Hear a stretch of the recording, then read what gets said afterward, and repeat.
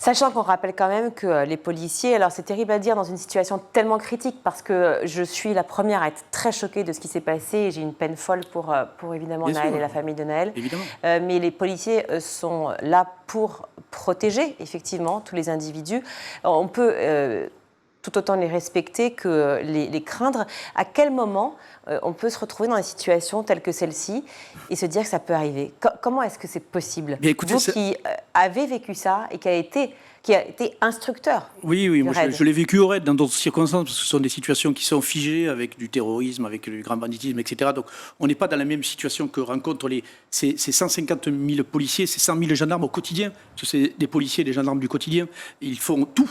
Hein, on le voit là, intercepter une voiture, contrôler une voiture, interpeller des gens. Je veux dire, c'est un métier qui est considérablement difficile.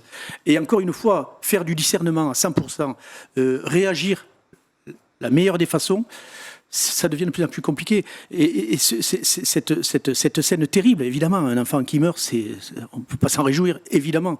Mais encore une fois, je peux vous assurer que le nombre d'interventions que font nos policiers par an, plus de 3 millions, et toutes ces situations, il les rencontre au quotidien. C'est-à-dire que tous les jours, un policier peut sortir son arme sans pour autant, évidemment, neutraliser.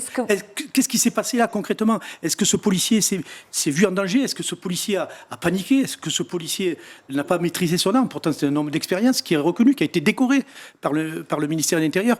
Voilà, il y a tout un tas de questions qu'il faut se poser. Ne l'accablons pas. Et ne pas se hâter, effectivement, laissons faire la justice.